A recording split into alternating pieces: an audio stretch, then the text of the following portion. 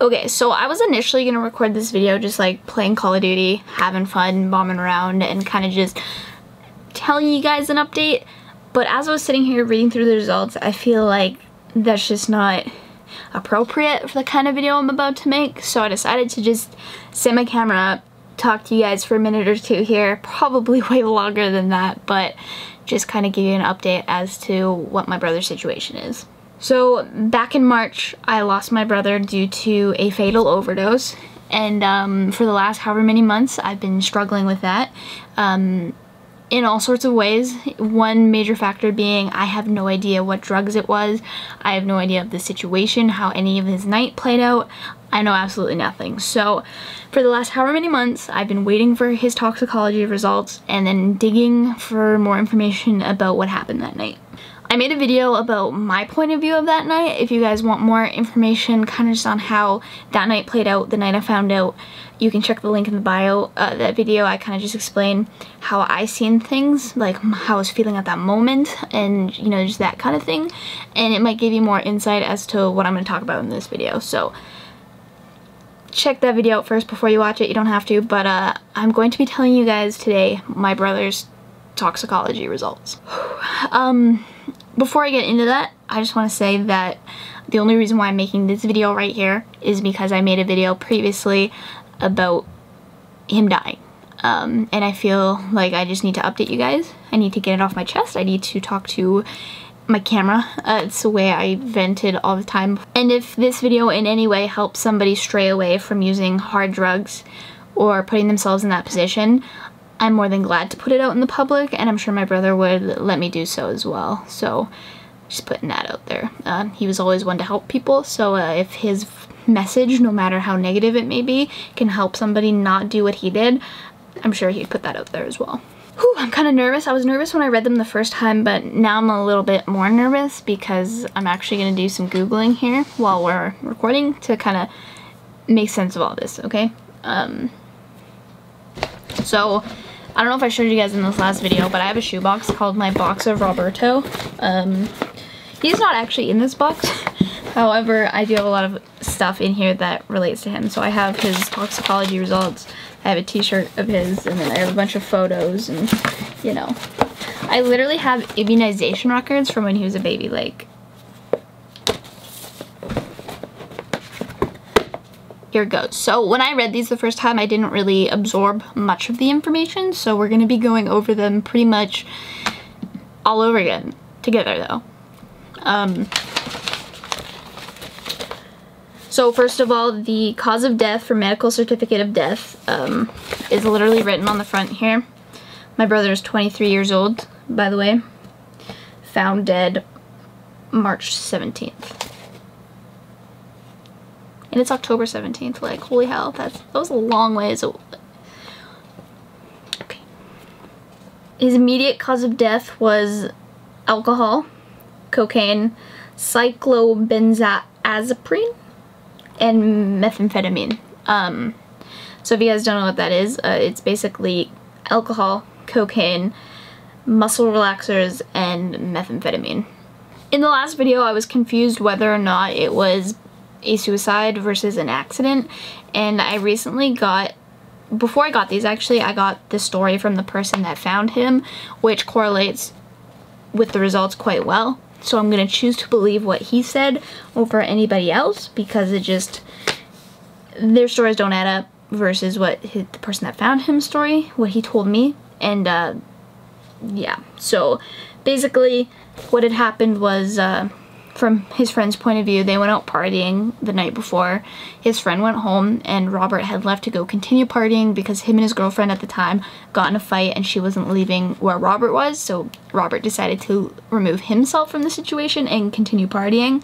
And from there, he just got way too intoxicated.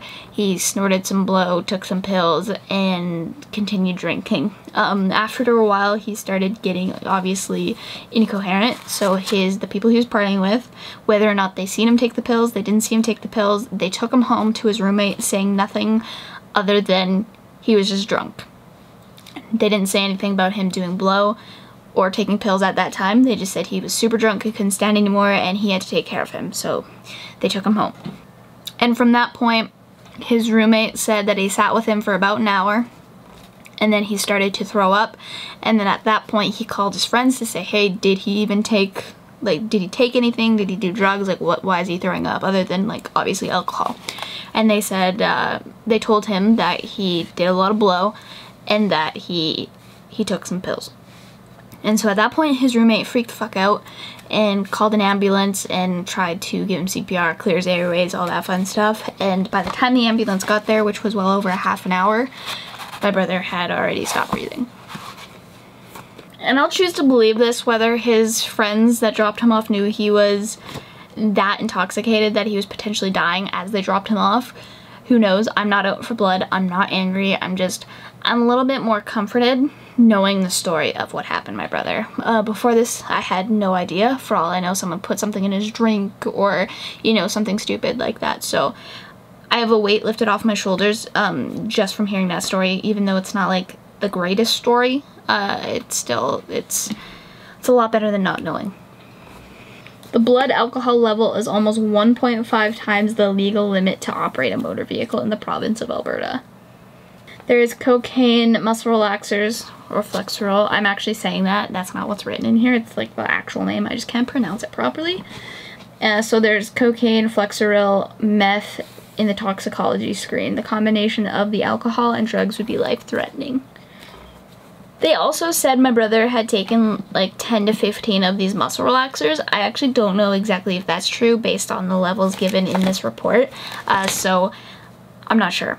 So the amount of cocaine in the femoral blood, the concentration was 0.69 milligrams per liter.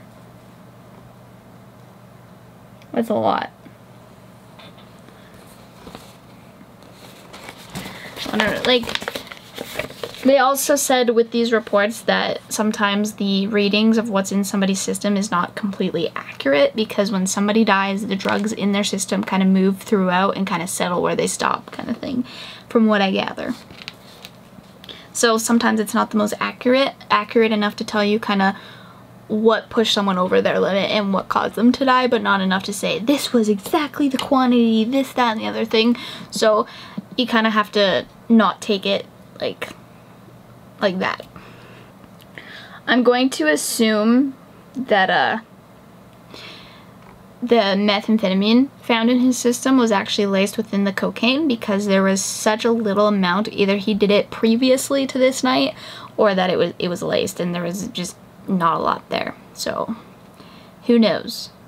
I really hope he wasn't doing meth, because that's kind of fucked up, but no judgment, no judgment. And then the levels for the Flexeril, which is the muscle relaxer painkiller, in the femoral blood, it was 0.98 milligrams per liter. So, yeah. I was Googling and it says fatal overdoses with that drug itself. The two that were published was an older man with blood concentration levels of 0.96 milligrams per liter. So, that could have been it, as well as mixing with cocaine, methamphetamine, as well as alcohol. Not the smartest decision. So, let's look up femoral blood level of coke to overdose. The median concentration of cocaine in the blood in 61 fatalities was 0.10 milligrams per liter, compared with 0.06 milligrams in traffic cases. Like, it's so messed up, because I don't think it was purposeful. The levels are there, but deep in my heart, I feel like if he were to hurt himself in some way, he would have came to me or even said I love you. He was that kind of person. There's always two ways to look at that, but that's the way I'm gonna look at it, just to, you know, ease my heart a little bit on this whole situation.